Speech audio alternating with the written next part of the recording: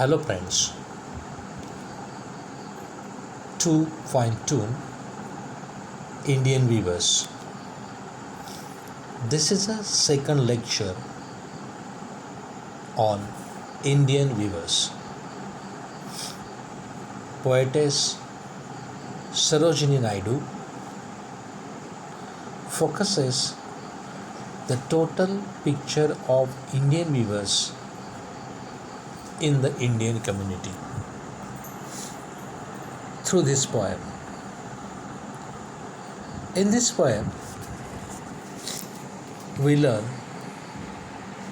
the three stages of the human being, which is depicted by Sarojini Naidu. At the beginning of the lecture, I am going to start with a loud reading of the poem. Indian weavers. Weavers weaving at a break of a day, why do you weave a garment so gay? Blue as the wing of a halcyon wild, we weave the robes of a newborn child. Second stanza. Weavers weaving at a fall of a night, why do you weave a garment so bright? Like the plumes of a peacock, purple and green, we weave the marriage veils of a queen. Stanza number 3. Weavers weaving a Solomon and steel, what do you weave in the moonlight chill? White as a feather and white as a cloud, we weave a dead man's funeral shroud. Sarojini Naidu. My friends, this is one of the best poem in Indian literature. Indian weavers म्हणजे भारतीय विणकर यावर सरोजिनी नायडू यांनी अतिशय छान पद्धतीने त्यांची जीवनशैली मांडण्याचा उत्तम प्रयत्न केलेला आहे. या कवितेमध्ये 3 कडवी आहेत. पहिल्या कडव्यामध्ये कवयित्री विणकर यांना उद्देशून म्हणते की हे विणकरांनो, सकाळी सकाळी एवढ्या आनंदात तुम्ही कोणते वस्त्र विणत आहात की ज्याचा रंग किंगफिशरच्या पंखाप्रमाणे निळसर आहे. तेव्हा विणकरी म्हणतात, आम्ही आताच जन्मलेल्या मुलांसाठी अंगरखा विणत आहोत. या कडव्यामध्ये हे दाखवण्याचा ते प्रयत्न करत आहेत. येथे सकाळ म्हणजेच माणसाच्या जीवनातलं बालपण चित्रित करण्याचा कवयित्रीने प्रयत्न केला आहे. यासाठी सुंदर अशा ओळींचा वापर कवयित्री करतात. त्या म्हणतात, weavers weaving at a break of a day. आता ब्रेक ऑफ अ डे म्हणजे काय, तर त्याचा अर्थ साहजिकच आहे. ब्रेक ऑफ अ डे म्हणजे सकाळ, मॉर्निंग आपण त्याला म्हणतो. कवयित्री प्रश्न त्यांना विचारतात, why do you weave a garment so gay. Gay happiness हॅपीनेस, आनंदी. तुम्ही जो अतिशय दिसायला सुंदर आणि अतिशय आनंदी वाटणारं अशा प्रकारचं गारमेंट म्हणजे कपडे कुणासाठी विणत आहात. Blue as a wing of halcyon wild. So halcyon it's one of the mythological bird just as a Kingfisher.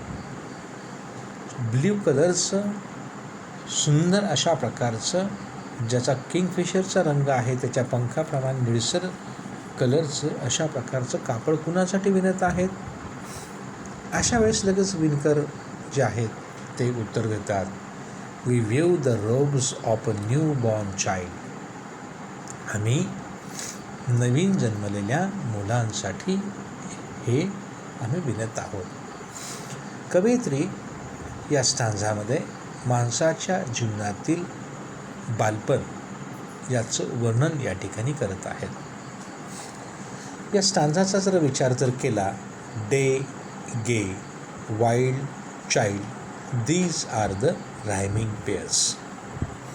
And when we think about the rhyming scheme of this stanza, A, B, कारण day आणि गे हे same उच्चार असणारे शब्द वाक्याच्या शेवटी आलेले आहेत. त्याचबरोबर वेगळा उच्चार असणारे वाईल्ड आणि चाइल्ड हे अनुक्रमे तिसऱ्या आणि चौथ्या ओळीवर आलेले आहेत. म्हणून यांच्यासाठी बी हे लेटर आपण दिलं आहे. So far the rhyming scheme of this stanza is A, B.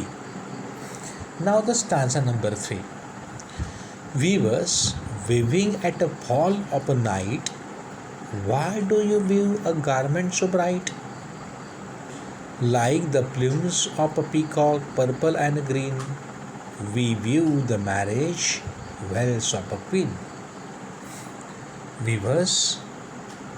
दुसऱ्या कव्यामध्ये कवयित्री विणकरांना विचारते, विणकरांनो, weaving at a fall of a night. Fall of night म्हणजे संध्याकाळी. संध्याकाळी तुम्ही इतके तेजस्वी वस्त्र का विणत आहात? Why do you weave a garment so bright. Bright म्हणजे तेजस्वी, गारमेंट म्हणजे कपडे. अशा प्रकारचं तेजस्वी वस्त्र तुम्ही का विणत आहात? Like the plumes of a peacock, purple and green. जसे ते कशासारखे?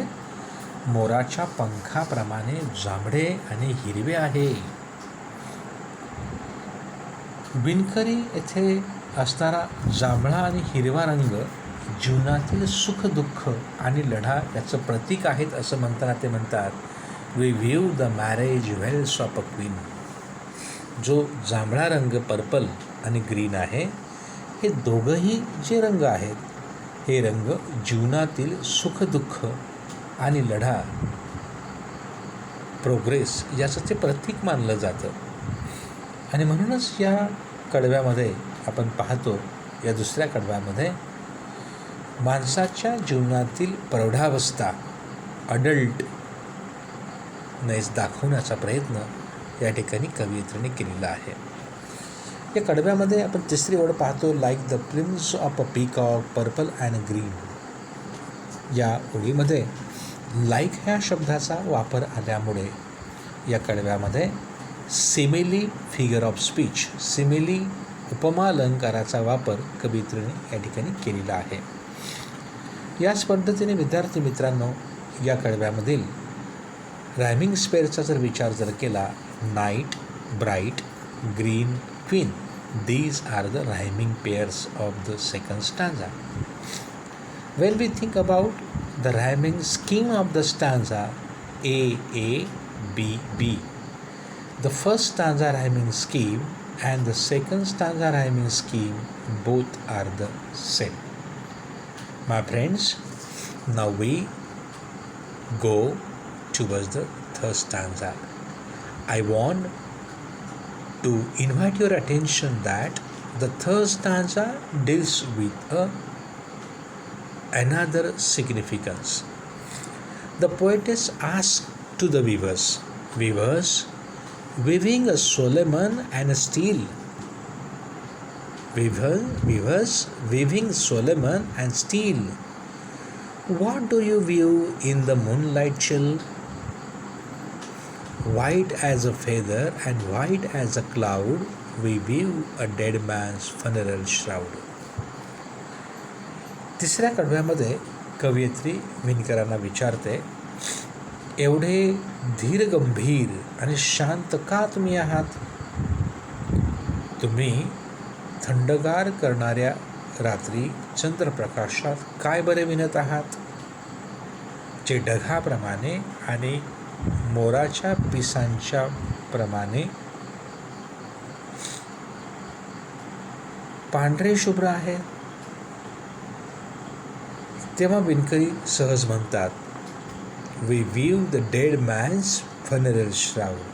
आम्ही मृत माणसाच्या अंतविधीसाठी कफन विणत आहोत.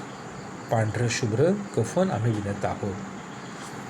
तिसरं जे कडवं या ठिकाणी विद्यार्थी मित्रांनो आहे, हे या माणसाच्या अंतिम काळ म्हणजेच मृत्यू दर्शवत आहे.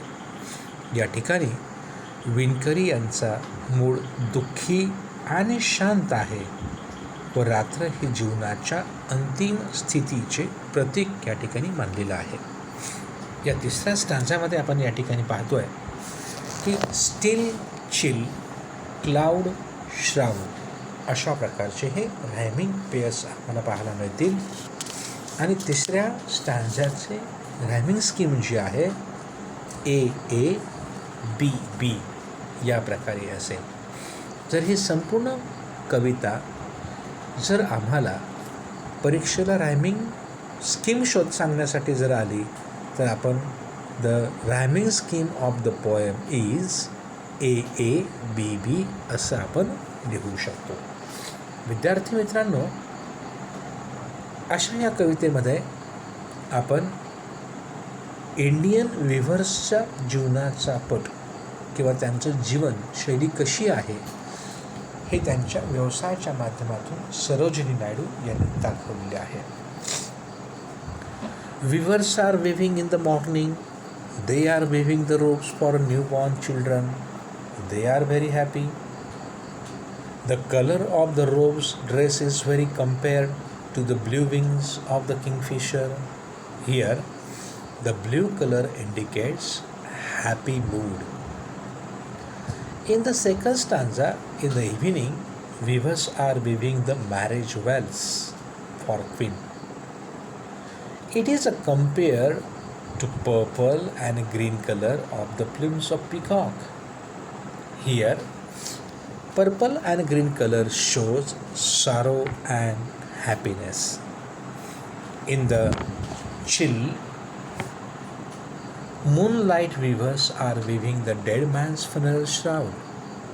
It is a compare to wild cloud and feather.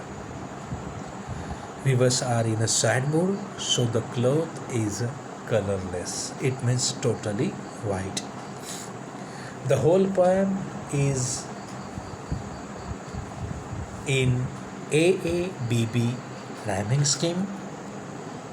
Poet has used metaphor, simile, imaginary in the poem. The poem is very, very easy to understand, and the language of the poem is very suitable. Just it is like a ballad. The poem is very catchy and teaches us how to behave in the world. The person who heads up a good people leads to the death.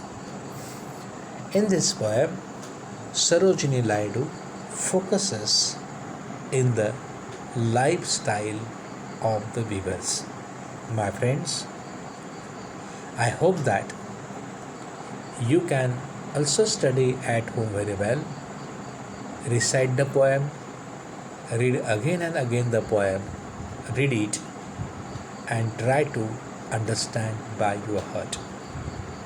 I hope that it is one of the best example in the Indian culture. I hope this poem, which is taught by me, you can understand very well. So please, once again, try to level your best by deep reading. Okay, see you. Bye bye.